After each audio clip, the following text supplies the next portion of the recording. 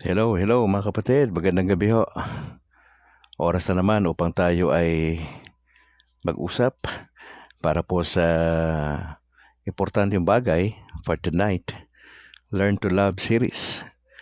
Maganda ho ito mga kapatid. Baka ho hindi lang ito 7, baka ito'y 12. Learn to Love series. Napakabuti ng Lord sa atin sa gabing ito. Kamusta po kayo sa maghapon? Nakapaglaba ka ba kayo ng umaga? Salamat sa Lord sapagkat tayo ay nagkita uli sa gabing ito. Indeed, ito isang pribilehiyo na nagkita po tayo. Hindi po ito aksidente ha. Sa kada pagtatagpo natin, ang Panginoon Diyos ang palaging gumigitna. Siya ho nag-aayos ito eh. Opo. Ang Banal na Espiritu na siyang sumasa atin, ang gabay ng ating Birheng Maria at yung mga santo sa langit na siyang nag-i-intercede para sa simbahan. Opo. Napakabuti ng Lord sa atin mga kapatid. Kamusta po? Kamusta? Tapos na ho ba kayong mag-dinner? Kami po alas 6 po nagsimula na po kami mag-dinner. Kaya ho, okay na ho kami. At baka humamaya mga alas 10 meron pang konting snacks. Kamusta bayan? Kamusta po? Kamusta mga kapatid? At sana nga po kayo ay nasa mabuting kalagayan sa mga oras na ito. Ang petsa ngayon ay 18 pa rin, Sabado, January 18, Saturday 2025. Baka magulat kayo sa mga susunod na linggo baka baka Marso na, di ba? Bilis ng panahon opo. Ang mahalaga lang nito mga kapatid ay sinasamahan tayo ng Lord sa araw-araw. Yun ang maasahan natin paggalaw ng Diyos sa ating mga buhay. Opo. Tayo po magsisimula na sa ating evening broadcast tonight at gamitin po nating guide ang Prayer to Saint Michael sa gabing ito. Tayo po manalangin. In the name of the Father, and of the Son, and the Holy Spirit. Amen. Saint Michael the Archangel, defend us in battle. Be our protection against the wickedness and snares of the devil. May God rebuke him, we humbly pray. And do you, O Prince of the heavenly hosts, cast into hell Satan and the other evil spirits who prowl about the world seeking the ruin of souls. Amen. In the name of the Father, and of the Son, and of the Holy Spirit. Amen. Mga kapatid, magandang gabi, Luzon, Visayas, Mindanao, sa lahat ng Catholic community nationwide. Maraming salamat sapagkat ang ating Panginoon Diyos ay napakabuti, mga kapatid. Now, let's have a quick review. So far po ay nakalima na ho tayo sa ating Learn to Love series. Sa gabing ito, una, learn to love God's Word. Importante ho yung Bible sa ating bilang Katoliko. So we have to read it, di ba? Regular po yan, nagbabasa tayo ng Biblia. Pangalawa, yung holy life o holy living. Learn to love not only God's Word, kundi po yung maayos na pamumuhay, itong holy living. Pangatlo, yung si Jesus, mahalin natin, matutunan natin siya mahalin, at yung kanyang mga katuruan. Ikaapat, yung community, yung the brethren or the church. Ikalima po, kagabi, pinag-usapan natin yung radical discipleship. At mapapansin nyo, pabigat ng pabigat Oo. Hindi ito basta-basta na Learn to Love series na ito. Ito ho ay naka-anchor ito sa Word of God. Opo, napaka-importante. At sana mabigyan natin to ng puwang sa ating mga buhay bilang Katoliko na mabalansi natin mga kapatid. At tonight ay pag-uusapan po natin ang patungkol sa missions. Mapapansin to, hindi ho siya mission kundi missions. Ang missions po ito po ay ibinigay ng Panginoon Diyos una sa mga apostles, at yan ay nai-transfer sa mga church fathers at yan sa buong iglesia ng simbahan ng Katoliko. Tayo ay babasa ngayon sa ating pinaka-passage ang Matthew 28 verse 16 to 20 para makita natin yung context. Sabi po dyan sa verse 16, Now the 11 disciples went to Galilee, to the mountain which Jesus had designated. And when they saw him, they worshipped him, but some doubted that it was really he. Now Jesus came up and said to them, all authority, meaning all power of absolute rule in heaven and on earth has been given to me. Go therefore and make disciples of all the nations, or help the people to learn of me, believe in me, and obey my words, baptizing them in the name of the Father and of the Son and of the Holy Spirit, teaching them to observe everything that I have commanded you. And lo, I am with you always, or remaining with you perpetually, regardless of circumstances and on every occasion, even to the end of the age. Kapatid na Angel C. Amoma, magandang gabi po. Magandang gabi bro, at sa lahat ng mga taga-subaybay, God bless everyone. Si Raydan Garcia, magandang gabi po Brad Calix. Si Noel Reyco Mailong bro, magandang gabi. At salamat po for joining sa ating broadcast. Mga kapatid, may 4 na bagay akong gustong i-share ngayong gabi patungkol dito sa missions.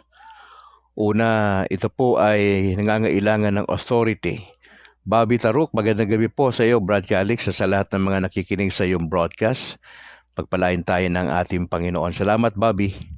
Louie, maraming salamat for joining sa ating broadcast. Pangalawa, yung make disciples. Pangatlo, yung ano ba yung extent nito? Hanggang saan ba tong missions na to? Ika-4, yung perpetual promise. Naunahin natin mga kapatid, yung authority. Natingnan nyo sa verse 16. 11 na lang ho sila dito, mga kapatid. At ang Panginoon Diyos ay, ang context nito ay nabuhay na magmuli ang Panginoon. After 3 days, He rose again from the dead. 11 disciples na lang ho rito kasi nagpakamatay dito si Judas Iscariot. At naandun po sila sa mountain, doon sila nagkita ng ating Panginoon. At nung makita nila si Jesus na nagpakita sa kanila kasi resurrection. Bago umakyat si Jesus sa langit ay nagpakita siya sa 11. At ang nangyari po doon ay they worship Jesus. Pero mapapansin nyo, hindi lahat ay may pananampalataya. Yung iba sa kanila ay may pagdududa. Ito yung problema ng mga alagad Nakasama nila si Jesus ang 3 taon, pero hindi nila masyadong kinilala yung master nila. May mga doubts sa kanilang puso at sa kanilang kaisipan. Yun nga lang hong hinuli si Jesus di ba?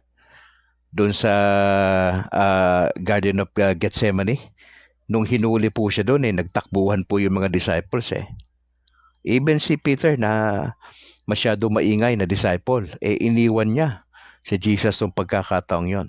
Agaton Ray Alfante, magandang gabi po. Salamat for joining sa ating broadcast. So sabi ng talata 17 ng Matthew 28 ay nang makita nila si Jesus, sila'y sumamba rito kay Jesus. But some doubted. Kung talagang siya yon yung nagpakita. Medyo very alarming po yon pagkaalagad ka ng Panginoon. Nung panahon na yon, nakita mo yung miracles ni Jesus, nakita mo yung authority ng kanyang pagtuturo, yung kanyang pagpapagaling, and yet hindi ka masyadong kumbinsido. Yun po yung sitwasyon ng mga disciples nung panahon na yon.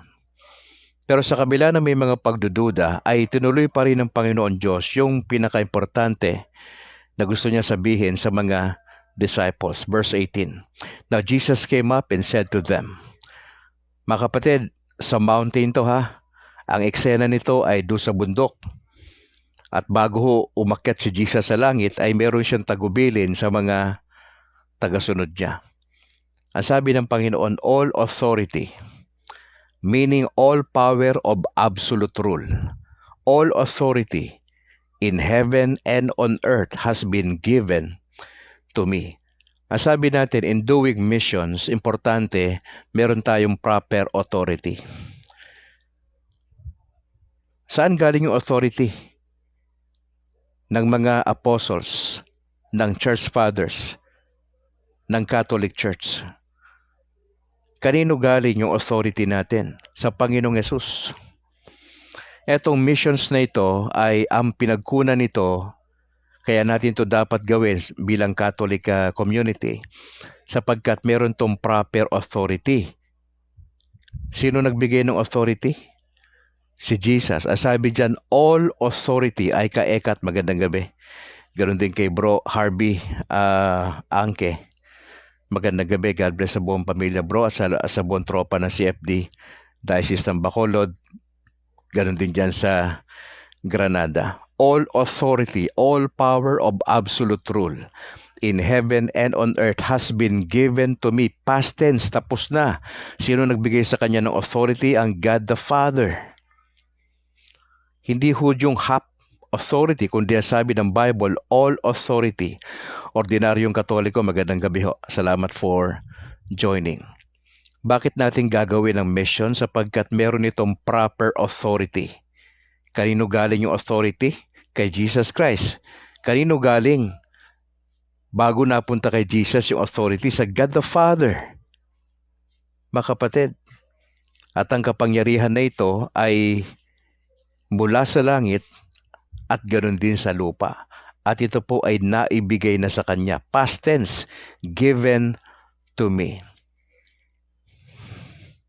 Kung meron pala tayong proper authority, bakit tayo matatakot? Na humayo, magbahagi ng salita ng Diyos. Ipangaral ang turo ng simbahan. Bakit tayo kailangan matakot? Meron pala tayong proper authority. Yung mga sekta at mga denominations na masyadong maiingay sa social media ngayon, ang power nila galing sa denomination. Ang power nila galing sa kanilang founder na mga tao. Therefore, ang power nila ay limited. Yung power natin galing kay Jesus, makapangyarihan. Galing sa Diyos ang power, ang authority for missions. Therefore, kung tayo yung tama, nasa atin yung proper authority, ba't hindi natin gamitin yung authority na yan? Mga kapatid, Alben Behan, magandang gabi po. Kapag ang trapiko ay medyo magulo na, kapag nandyan na ho yung pulis sa kanyang uniforme, at siya po ay nag-traffic na, sinusunod siya. Bakit? Dahil ba sa kanyang pagkatao? Hindi ho, dahil sa kanyang uniforme. Kasi yung kanyang uniforme ay merong kasamang authority po yun eh. Ang mga teacher ho, di ho ba? Pag yan ay nasa loob na ng paaralan, pag yan pumasok sa kwarto, yung mga profesor sa universidad. Di ba? Kapag nagturo yan, may uniforme yan, may ID yan, doon galing yung kanilang authority. Kaya kinakailangan makinig ang mga estudyante. Di po ba? May authority silang bigyan, ipasa o ibagsak ang estudyante. Depende sa performance po nila yon eh. Di po ba? Ang presidente natin ay vested with authority. Sino nagbigay ng authority? Ang taong bayan, ang saligang batas. Doon siya umiikot sa kapangyarihan na yon. Bagamat democratic po tayo, pwede natin tanggalin yung presidente kung gugustuhin ng taong bayan. Ganon din pagdating sa simbahan, yung authority, yung bishop, yung pari natin, sila yung authority. Kaya importante ito pagdating sa missions. Tamang authority. Now, pangalawa, make disciples.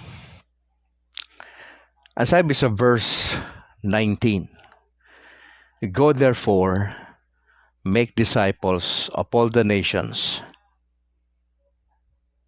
baptizing them in the name of the Father and of the Son and of the Holy Spirit.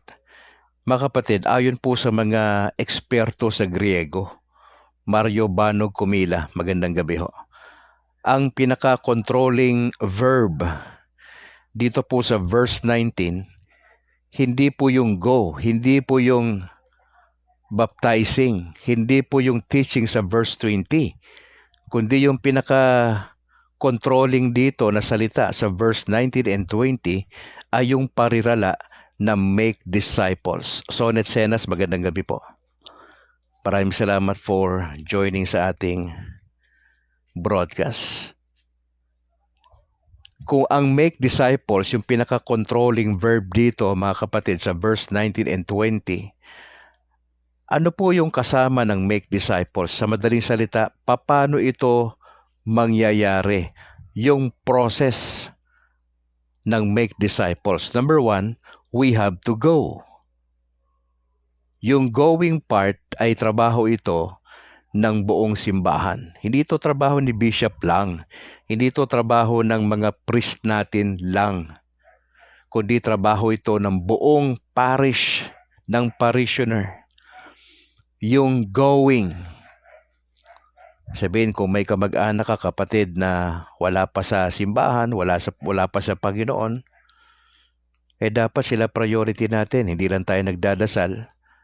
Meron kang opportunity na i-video call kung nasa ibang bansa yan, kung malayo, puntahan kung malapit, bisitahin po sila.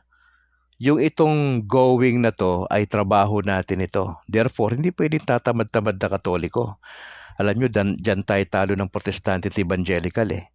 Masisipag silang mag-evangelize, magkwento. Diba, nandyan sila sa school, nasa bus, sumasampa, nangangaral, maski na yung pangangaral nila sali-saliwa. Tapos ang dulo ng pangangaral, hihingi ng pera. May mga ganun eh. Pero nangangaral ng konti. Bagamat walang kakwenta-kwenta yung sinasabi nila, umiikot doon sa pera eh. Pupunta sa palengke, may nangangaral, the same din. Pera din ang dulo ng mensahe. Kung totoo yung ating simbahan mga kapatid, at naniniwala ka na totoo ka na Katoliko, hindi po pwedeng tatamad-tamad tayo. Malapit nang dumating ang Panginoon Diyos, may kamag-anak ka, mahal ka sa buhay, wala sa simbahan ng Panginoon Diyos. Anong gagawin mo? Hayaan mo ba sila mapahamak sa impyerno dahil in the first place wala kang pakialam sa kanila? May kapatid ka na hindi pa wala sa Panginoon, wala sa simbahan ng Panginoon Diyos. Maaati mo ba yun na mapapahamak sila? Yung trabaho natin kapatid, not only to pray for them, na sila'y maligtas. Puntahan natin mga kapatid. Pangalawa, baptizing. Hindi sapat yung pupuntahan mo. Dapat sila ay mabautismuhan. Ano po ibig sabihin yan mga kapatid? Pag inintroduce mo ang Panginoong Yesus, dapat dumating yung punto na sila ay papasok doon sa pinaka-entrance, yung sakramento ng binyag. Yun po yung sinasabi rito eh, sakramento ng binyag. Na paano sila magpapabinyag kung wala silang proper understanding? Kaya nga ho, yung teaching part dito ay mahalaga rin. Joseph Anyabieza, maayong gabi ka natong tanan, sabi niya. Ganon din kay kapatid na Suned Senas. Good evening, Brad Calix. Etong tatlo na ito, yung going, baptizing, and teaching, magkakasama to. Hindi sila pwedeng basta pumasok sa sacrament of yung binyag na tinatawag natin ng baptism. Malibang maituro sa kanila yung mga essentials ng faith. Yung aking mga anak ko, nag-undergo na ho ng catechism last Sunday ho. 1 oras kalahati, inurasan ko po yun eh. Ganong katagal yung kanilang katekismo at yun po ay 3 linggo. At least ituro yung basic. Ano ba ibig sabihin? Kaya may catechism po tayo, ganong kahalaga. I don't know, yung mga nauna nating mga sinaunang mga natin, kamag-anak natin, or even yung parents natin, kung dumaan sila dyan sa proper way ng katekismo ba. So, mga kapatid, importante ito, yung going part, yung baptizing ang gumagawa nito, syempre yung pare, at yung pagtuturo ay napaka-importante. Doon sa pagbibinyag Trinitarian po yun mga kapatid. Ang sabi ron ay in the name of the Father. Mali po pag in the name of the Father lang, tapos wala na. Mali po yun. In the name of the Father and of the Son and of the Holy Spirit. Mapapasin nyo, hindi sinabi ng Bible na in the names. Napasin nyo ba? Hindi po in the names, kundi in the name of the Father, in the name of the Son, and in the name of the Holy Spirit.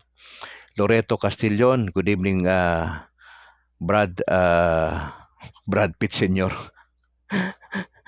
Okay. Magandang gabi ho sa inyo. Mga kapatid, ito pong tatlong proseso na ito, yung going part, baptizing, teaching, ito po yung nakapaloob doon sa tinatawag na make disciples. Dito tayo kulang bilang Katoliko.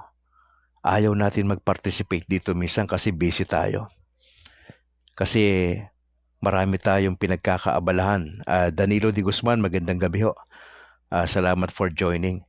Pero sa kabila ng marami tayong ginagawa, busy po kayo, wag po nating sabihin na wala tayong time dito. Kasi sa totoo lang, sinong gagawa nito? Ito po ay ibinigay ng Lord primarily sa mga apostles, at yan po ay ibinaba sa mga church fathers, at ito po ay para sa buong simbahang Katoliko.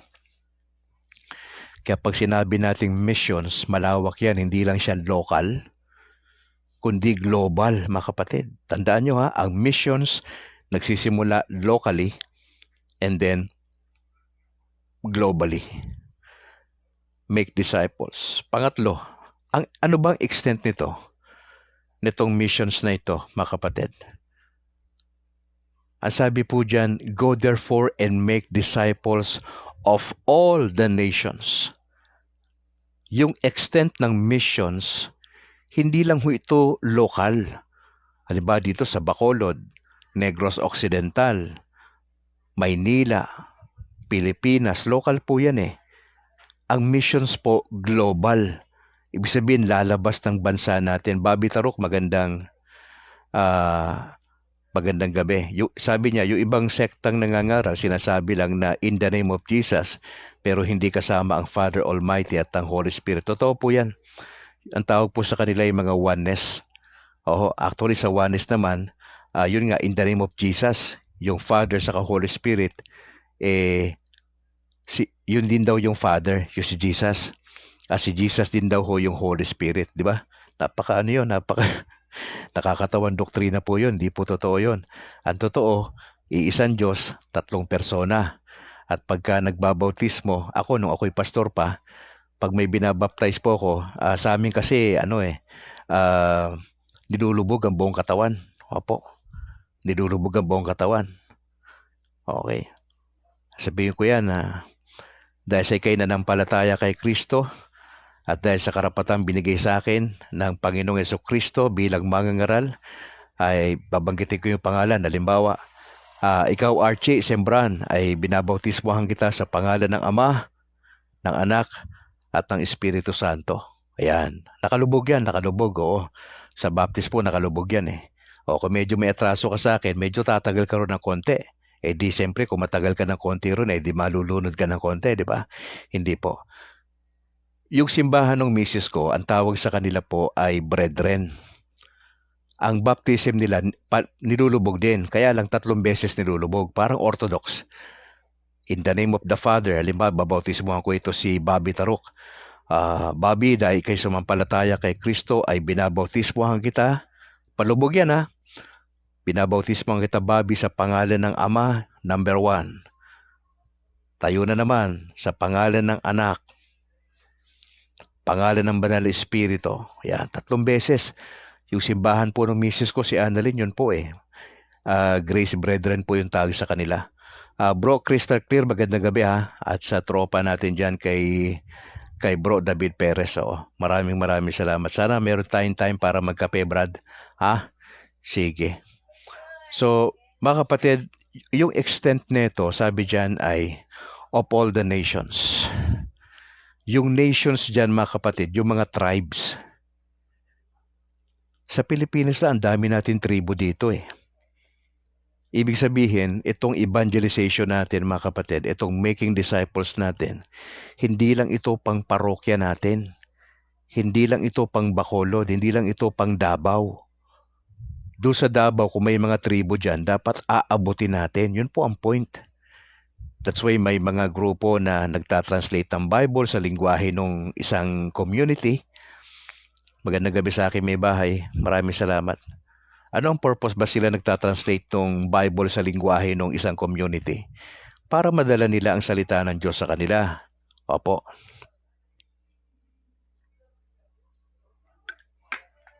Kaya ho itong usapin na ito ng missions. Actually, maraming gumagawa nitong iba't ibang denominations, kanya-kanyang pagkilos lang. Pero sa atin, sa context natin sa Katoliko, ay pwede natin itong gawin actually mga kapatid. Dito tayo mahina sa evangelization. Medyo mahina tayo rito Kaya minsan mapapansin nyo yung mga kasama natin napupunta sa ibang sekta at mga denominations. Kasi nga kulang sa kaalaman sa salita ng Diyos. Kaya nga tayo pinagsusubukan natin na ito ay dalhin sa inyo. Meron pala tayong responsibility bilang Katoliko? Meron po. Dalhin ang Panginoon sa isang community. May mga community na mga nagda-drugs, di ba? May mga community na mga nasa laylayan, mga nasa mahihirap na lugar. Huwag tayong titigil sa evangelization. Sa evangelization kasama yung discipleship Hindi mo pwedeng paghiwalay niyan.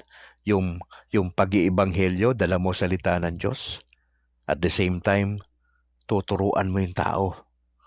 Opo. Yung extent niyan, all nations.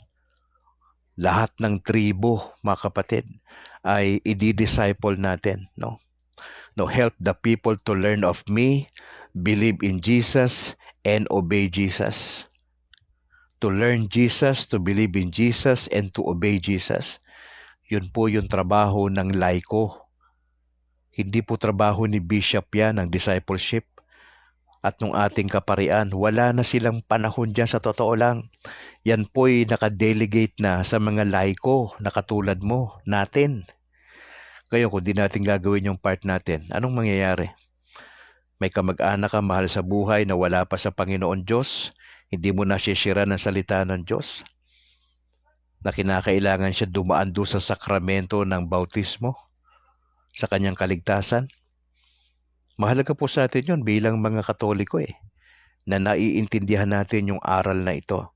Ikaapat, mga kapatid, hindi lang ho ang missions dahil meron tayong proper authority galing kay Jesus. Pangalawa, yung utos na make disciples. Ito po yung pinaka-controlling verb dyan sa verse 19 and 20. At yung paraan ng making disciples ay tatlo. Number 1, going. Pangalawa, baptizing. Pangatlo, teaching. At ang ituturo doon, lahat ng bagay ituturo. Leo Bermudo Jr., magandang gabi kapatid. Arthur Sabare, good evening po bro, and more power sa inyong programa. Ganon din kay Ate Fe Daligdig Abueva, magandang gabi. Pangatlo, nakita natin yung extent ng missions. Hindi lang ito pang Pilipinas. Mula sa local, papunta doon globally. Mga kapatid, ikaapat, yung perpetual promise. May promise Joe Emperado bro, maraming salamat for joining sa mga kanawa ng Lord sa teaching kaibigan natin to. Isa po siyang teacher at magaling sa Arnis yan. Maraming salamat for joining bro sa ating broadcast. Ikaapat po yung perpetual promise. Ano po yung sabi dyan? Verse 20. Sa ikalawang bahagi po ang sabi ron, and lo, I am with you. Now, balikan natin yung context. Saan ba nangyari to? Sa bundok nangyari to. Ano yung immediate context nito? Nabuhay si Jesus Christ mula sa mga patay. Bel Kabilan Jew, magandang gabi. Resurrection, nagpakita si Jesus sa 11. Patay na si Judas Iscariot niyan. Nasa bundok, ang eksena, 11 na disciples yun nandyan, at ibinaba itong Great Commission, primarily sa mga apostles. Dito, ang sabi rito sa verse 20 sa ikalawang bahagi, sabi dyan, and lo, I am with you. Now, sino nagsasalita rito? Si Jesus. Ang sabi dyan, and lo, I am. Okay, sabi nung kapatid, Lord willing, nakatsyempo din kasi iba na naman ang schedule sa work. Have a blessed day po. Salamat kapatid for joining. Ang sabi ni Jesus, I am with you. Si Jesus yung nagsasalita, yung kausap niya, yung immediate context nito, yung 11 mga alagad. Ang sabi ng Lord, I am with you always. Meaning, as you do evangelism, as you do discipleship, I am with you. Ito po ay perpetual, meaning nagpapatuloy. Dire-diretso hanggang sa dumating si Jesus Christ, yung kanyang presensya ay nasa simbahan. Sa context po natin, ang presensya ng Panginoon ay nasa simbahan. Sa lahat ng mga miyembro nito, mga kapatid. I am with you always, meaning remaining with you perpetually, regardless of circumstance. Ano man yung pangyayari, and on every occasion, yun po ibig sabihin. Nung parirala na I am with you always, remaining with you perpetually, regardless of circumstance, and on every occasion. Meaning, kung ang simbahang Katoliko ay magkakaroon ng disciple making of all the nations, na andun ho yung presensya. Nino? Presensya ng ating Panginoong Yesus. At ang sabi dyan, even to the end of the age. Ang sabi ni Bobby, let's share broadcast as a social media evangelization so the other brethren may learn as a faithful Christian. Bro, salamat sa encouragement At ganoon din kay Cirilo Castro. Good evening po, sir. Magandang gabi. Mga kapatid, as I close, etong pinag-uusapan natin dito na Learn to Love series, patindi ho ng patindi, Nilo Alameda Campus. Magandang gabi, sabi niya. Good evening po, brother. God bless po sa inyo. 6 na ho yung tinalakay natin ngayon Learn to Love, number 1, God's Word. Pangalawa, Holy Living. Dapat maayos ang buhay mo bilang Katoliko. Pangatlo, Learn to Love Jesus and His teachings. Ika-4, Learn to Love the community, meaning the church. Ika-5, Learn to Love radical discipleship. At ngayon, pinag-uusapan natin, Learn to Love missions. Mga kapatid, hindi po pwedeng tatamad-tamad tayo. Maraming wala pa sa Panginoon Diyos. Maraming mga Katoliko natutulog sa pansitan. Hindi nga nila alam kung magsisimba sila bukas, kung magmimisa sila May ganong Katoliko, napakarami sa Pilipinas. Tanungin mo kung anong oras ang misa, di nila alam. Tanungin mo kung anong pangalan ng kanilang pare, hindi nila masagot. Bakit? Lagi nasa bahay Puro trabaho, puro negosyo. Walang panahong magsimba. Yung misa, gagawin nilang panahon para pumunta ng Boracay.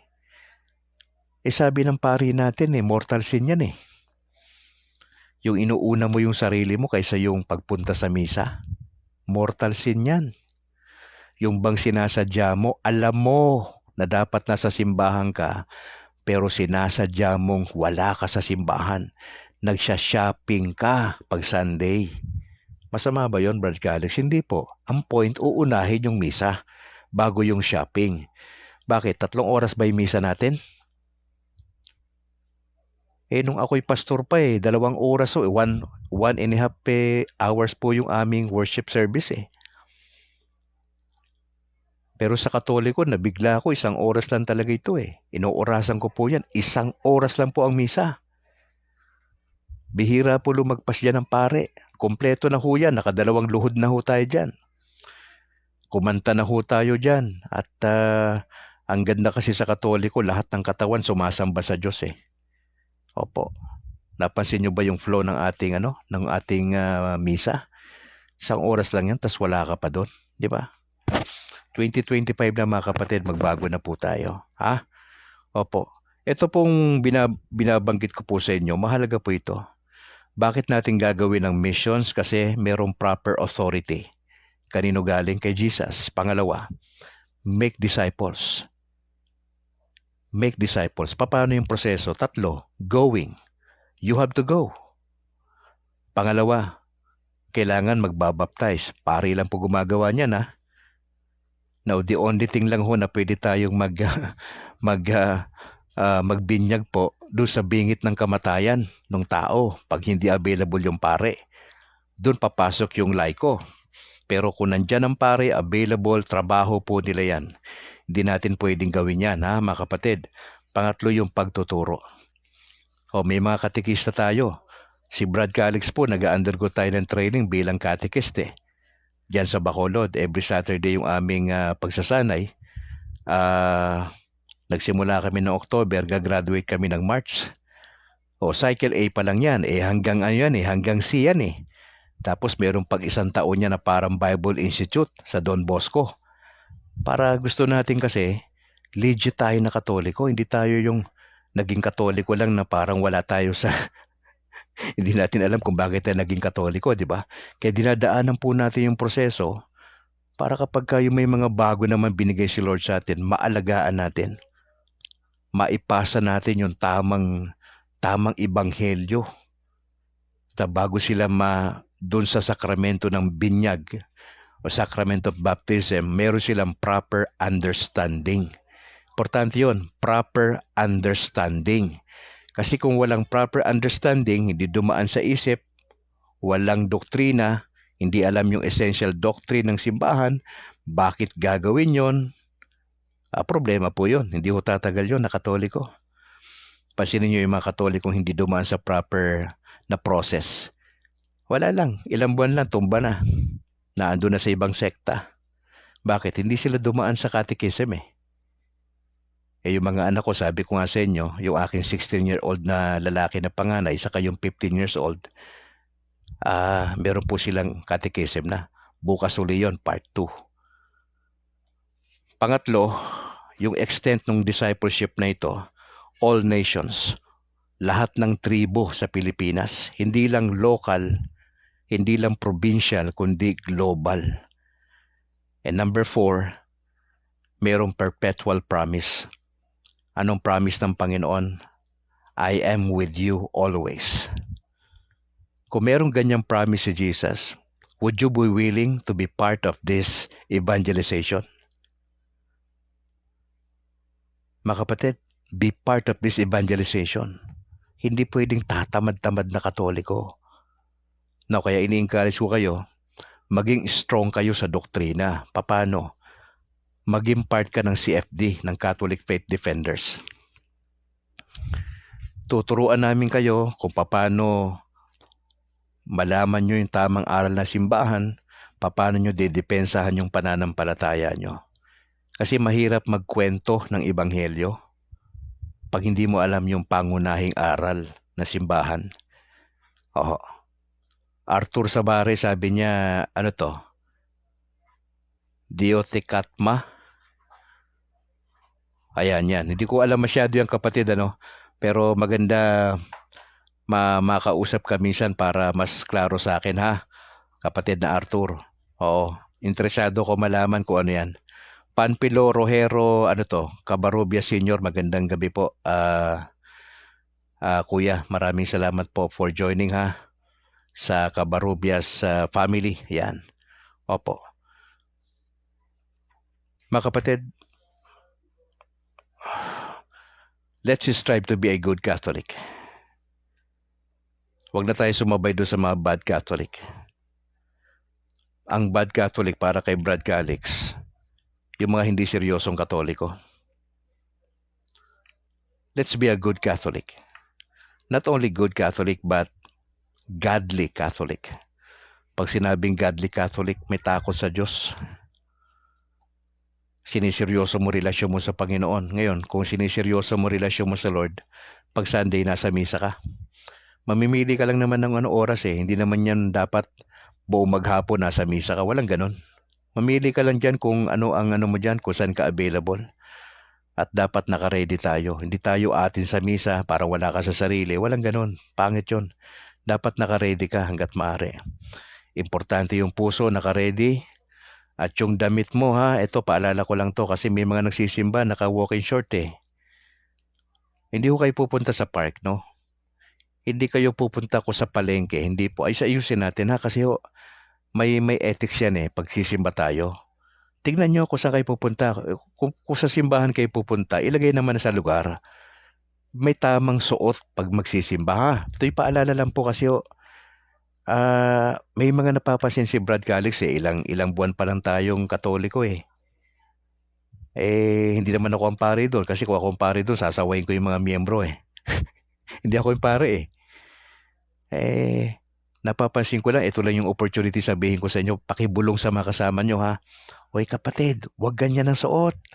Ayusin natin ha. Pakibulong na lang sa kanila kasi siyempre si Father baka naman imbis na makapag-concentrate sa homily si Father bukas naka-concentrate na yan Diyos sa mga ano nyo, sa damit ninyo ha. O wag naman sana. Ito'y paalala lang po, friendly reminder lang po para okay po tayo bukas. Yan, okay.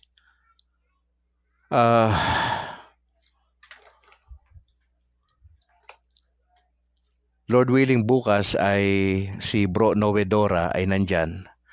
6:30 ng umaga, Lord willing, kasama ko siya ha. Mag-uusap kami mamaya 9:30 pagkatapos ko ng broadcast. Pagdasal po ninyo. Kasi nasa Tarlac siya ngayon eh. Maganda raw ang signal doon kaya ine-expect niya yung usap namin mamaya. Mga kapatid, seryoso ako sa sinasabi ko sa inyo, hindi ako nagbibiro. Kasi I want to help. Bilang dating pastor ay maganda may disiplina no? Importante po yan. Hindi naman masabi yan ng pare minsan sa atin, di ba? Kasi nga, alam niyo naman ng mga pare, mababait eh. Ako lang siguro kung naging pare ako, medyo suplado ako, sasabihin ko talaga sa kongregasyon yan. Hindi ko mahihiyan sabihin yan. Paprangkahin ko po talaga yung mga nagsisimba. Hindi ako po pwede magbait-baitan kung ako yung pare. Sabihin ko yan, paprangkahin ko kayo. Kaya lang di tayo pare eh. Layman tayo eh. Hanggang dito lang po ko, hanggang dito lang sa platform. Opo, papaalala ko lang sa inyo, pakibulong na lang. Hanggang ganun lang ako. And hopefully, dahan-dahan merong realization yung mga kapatid natin. Uy, tama si Brad Calix ha. Dapat pala pa nagsisimba ako, naka-ready ako. Hindi ako nakainom pag nagsisimba ako. Dapat naligo talaga ako. Huwag naman yung sobrang pabango. Yung sakto lang, alam mo yun? Sakto lang. Hindi ko yung center of attraction pagka may misa. Tapos may, alam mo yun, naranasan nyo ba yung nagbe-bless kayo sa pare? O yung pare namin, mas matanda pa ako sa pare namin eh. Pero pagka nakita ko siya, nagmisa siya. Pagkatapos nagbe-bless ako sa pare eh. Diba? Oh, it takes humility to do that eh. Mas matanda pa ako sa parish priest namin pero bibless ako sa pare. Bakit ganon? Ganon talaga yan. Ikaw naman, no? Para kang bago ng bago eh. Tatay yan eh, di ba? Tatay natin. Oh, maski na bata pa yung pari natin, tatay natin yan. May respeto. Tandaan nyo yan, ha? Re-respeto tayo, ha? Meron pa ba akong hindi nababati dyan? Si Johnny Pescador, bro, God bless you, brother. Taga Negros ako. Usap na lang tayo minsan kung saan ka sa banda sa Negros, ha? Oo. At di ko alam kung nasa Occidental ka, Oriental. Oo. Sige, si Pastor Hill Gasataya, mga kaibigan po natin to. Pastor Hill, maraming salamat po for joining sa ating broadcast. Kay Marlon Tenorias, maraming salamat po. Mga kapatid, announcement na tayo ng konti. Kita-kits tayo bukas 6:00 ng umaga sa ating Sunday edition broadcast. Ay pag-uusapan natin bukas yung gospel reflection natin. Nasa Luke chapter 2, 41 to 52. Medyo mahaba-haba po yan bukas. Pero sige lang, sana ho magising tayo ng maaga-aga bukas. Kami ho yung aming misang dinadalon 7:00 po eh. Opo, 7:00. Baka 5:30, nako. 5:30 nga pala tayo pag Sunday. Sabihin ko kay Pastor Novedora, dapat pala 6:00, hindi 6:30 kasi 7:00 yung misang dinadaluhan po namin eh. Oo. Ray Panganoron, magandang gabi. Sabi niya. Sabi ni Bro Panfilo, ito'y paalala niya sa atin, basta sundin lang natin ang 7 sacraments na inutos ng ating Panginoong Jesucristo. Ayan, tama po yan. Hindi pwedeng 2 lang yung susundin natin doon, 7 nga yun eh. FJ Philemon, magandang gabi. Tama ka brother, sabi niya. Salamat po sa inyo ha. So, magkita tayo bukas 5:30, hindi pala alas 6 no, kasi alas 7 yung simba namin dito eh. Oo. Sige 5:30 tayo bukas ha. O maaga kayo. Kung medyo late kayo magising, naka-record naman to, mabait si Meta eh. Naka-record naman to ha.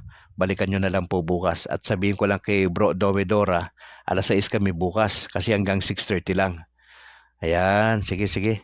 Ganun pala yun. Sunday nga pala bukas. O tama. Nagkamali ako ng oras na sinabi kay Bro Dora. At tabayanan nyo yan ha. Lord willing bukas, alas 6 ng gabi, si Bro Dora, ang kauna-unahang pastor na naging Katoliko sa Pilipinas, ay makakakolab natin bukas yan ha, mga kapatid. Sa mga interesado na maging CFD, ang ating sistema, sulat kayo. Halimbawa, taga-Tagum kayo. Ang inyong parish priest susulat sa Diocese ng Bacolod at i-inform po kami sa Bacolod ng mga CFD. At pagka naging okay na yan, yung presidente namin ay kakausapin po kayo.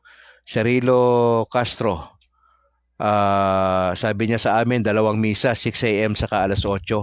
Okay po. Conrado Aballe II, magandang gabi. Oo. Yan, magandang gabi po sa inyo. So, ang mangyayari niya, susulat po sa ang pare ng inyong parokya, susulat sa Diocese ng Bacolod. Tapos inform kami sa Bacolod, yung CFD Bacolod. Tapos yung presidente namin kakausapin po kayo para ilatag sa inyo yung iba pang dapat i-ready.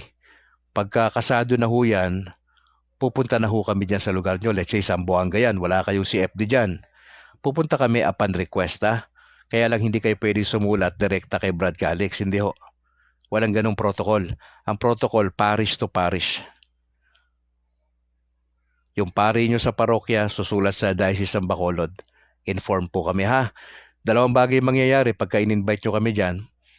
Magtuturo kami dyan ng CFD, paano natin na-organize yan, tulungan namin kayo. At ako po ay magbibigay ng talk tungkol sa aking conversion sa Catholicism. Opo, at encourage ko yung mga Katoliko dyan sa area ninyo na maging strong sa ating Panginoon. Ha? Timbal Oni Bahian, magandang gabi po. Salamat. Sabi ni Conrado, Pit Senyor, sinulog po tayo. Ayan. Sir Celso, ito po yung kaibigan natin pulis dyan sa Bago City. Sir Celso, maraming salamat for joining. Alam ko napaka-busy nyo. Pero you find time para makinig sa ating broadcast. God bless o Sir Celso, sa inyong commander dyan sa station sa Bago City Police Station. Panpilo Rojero Cabarubias. Maraming salamat po ulit. Sige. Kita-kits tayo bukas, 5:30 Lord willing. Di natin makalimutan yung ating schedule. Sabi ni Ray Panganoron, sana dumami pa bro ang mga CFD dito sa Mindoro. Medyo di masyado naririnig. Di lang ako sure. Ang CFD sa Kabisayaan, nakarating ang kanilang power sa pag-defend. Kahanga-hanga. Malakas po kasi sa Visayas region yung Catholic Faith Defenders. At dito po sa Bacolod, strong po kami dito. At may mga ongoing po kami na seminars dito sa Barangay 35 kanina ay dyan sa isang kwasay na parish dyan sa pangunguna ni Reverend Father Hubert Habiliana. Opo, maganda po yung aming training dyan. Meron pa kaming isang training sa next Saturday ho. Tapos mag-graduate na ho yung mga delegates ng iba't ibang parish. Yun po yung ating ginagawa. Oy, si Pastor Noe Dora nandito, naka sa atin, naka-monitor. Pastor, bukas pala 5:30, alas 6 ng umaga ha. Alas 6 magi-start yung broadcast ko ng 5:30. Tapos alas 6 po magkukwentuhan tayo ng 6 to 6:30 kasi alas 7 yung misa namin dinadaluhan eh. Pastor Noe di ba rin mag-uusap naman kami nito mamaya ni Pastor para pag-usapan yung ilang mga detalye. All right. Mga kapatid, salamat for joining. Paki-share po yung video na to, mga kapatid Please suportahan niyo po yung ating YouTube channel. State of Grace TV ni Brad Calix. Mag-subscribe po kayo mga kapatid Please subscribe, paki-share po natin sa iba sa Catholic community yung ating YouTube channel, State of Grace TV. Alright. Pag-pray po ninyo ang pangangailangan natin dito sa broadcast. Casel Cortez, magandang gabi. Papagpalang gabi bro. Shout out from Davao del Sur. Maraming salamat Casel. Kay Jong Likayan, good evening po. Watching from Davao City. Marivic Cabato Largo, maraming salamat ate ha for joining sa ating broadcast. Salamat sa Panginoon. Ito po'y sa biyaya lang ho ng Diyos nangyayari ho yung mga bagay na ito ngayon ha. Gusto nating tulungan ng Catholic community nationwide at Lord willing ay gamitin tayo ng Panginoon Diyos dito sa platform na ito. Johnny Pescador, sabi niya, willing ako Brad mag-join sa CFD. Gusto ko ng seminar. Yan, sa Negros ata yung binabanggit niya. Sige, usap lang po tayo kung may opportunity tayo makapag-usap mga kapatid para sa ilang mga detalye. Tayo po yung manalangin. In the name of the Father, and of the Son, and the Holy Spirit. Ama, salamat sa gabing ito. Kami po yung masaya na napag-usapan ang missions na hindi lang pala ito dapat local, kundi global din pala ito. Nagpapasalamat po kami sa proper authority that we have. Ang Panginoong Jesucristo, sa Kanya galing yung aming authority. Maraming salamat din doon sa proseso ng discipleship na kinakailangan kami humayo, magbautismo, at turuan yung mga convert. At maraming salamat din sa nakita namin doon ang inyong pagsubaybay sa bawat isa na gagawa nitong pagbabahagi ng salita ninyo at pag-disciple. Ito po'y trabaho ng lahat ng layman sa konteksto po ng mga Katoliko. Ito po'y iniutos nyo sa amin lahat. Hindi ho ito para sa mga bishops lang at sa mga pare. Ito po ay trabaho namin. At kami nagdadasal po na sana ho ay tulungan nyo kami na maging maging on fire kami sa taong ito. Na bigyan namin to ng pagkakataon ng panahon. Kasi ay namin masayang pagkakataon na binigay nyo sa amin. Marami kaming kamag-anak, kaibigan, mahal sa buhay na hindi pa nakakaunawa ng salita ninyo, kaya nagdadasal kami. Palakasin nyo po kami. Kami na mga matagal na, yung mga kasama namin matagal na sa simbahan, talagang magkaroon sila ng zeal sa pagbabahagi ng Word of God. Na maintindihan ang aral ng simbahan, yakapin ito, ipamuhay po ito, at ibahagi po ito sa iba. Salamat Banal Espiritu for empowering us. Iandaan nyo kami bukas sa aming pagsisimba sa iba't ibang schedule. Yung aming Bishop Patricio sa Diocese ng Bacolod, bigay siya ng talino at gabay. Yung aming mga kaparian sa lahat ng Diocese ng Bacolod, pagpapalay sa kanilang mga homilies po. At sana maaga yung mga magsisimba bukas na naka-ready ang aming puso, ang aming wallet sa pagtulong sa gawain ng Panginoon Diyos.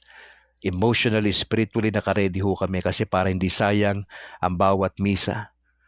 We are expecting, Lord, sa liturgy of the Word at dun sa Eucharist na ito yung sentro, itong dalawang bagay na ito, yung liturgy of the Word at yung Eucharist. Yun ang inaasam namin sa kada misa. At sana naka-ready po kami para hindi sayang yung bawat pagkakataon na kayo po'y nangungusap sa amin. Salamat sa gabing ito, pagpapalain nyo kami. Pag-pray namin si Bro Noe Dora bukas alas 6 ng umaga sa aming tambalan. At gusto namin siya mapakinggan yung mga latest development, yung mga project, at yung mga converted pastors from different denominations. We'd like to know, we'd like to see ano na ginagawa ng Lord. At alam ko maraming kwento si Bro Noe Dora para bukas sa mga kapatiran. Lord, we will give you all the praises and glory. Salamat sa gabing ito. Salamat sa mga kapatid from different places sa Pilipinas na nakikinig even outside Philippines. May mga kapatid kami nakikinig po sa broadcast na ito. At maraming salamat po. Kunin niyo ang mataas na papuri, Ama, sa gabing ito. Itong aming dalangin sa pangalan ni Jesus. Amen. In the name of the Father, and of the Son, and of the Holy Spirit. Amen. Mga kapatid, maraming salamat for joining sa ating broadcast. Pakishare po yung ating video ha. Mga kapatid, bukas kita-kits po tayo sa ganap na 5:30 ng madaling araw at pagsaluhan po natin ang salita ng ating Panginoon Diyos. To God be the glory. Ingat po kayo mga kapatid. See you bukas 5:30 in the morning. Ako po si Brad Calix mula rito sa Negros Occidental. Bye-bye!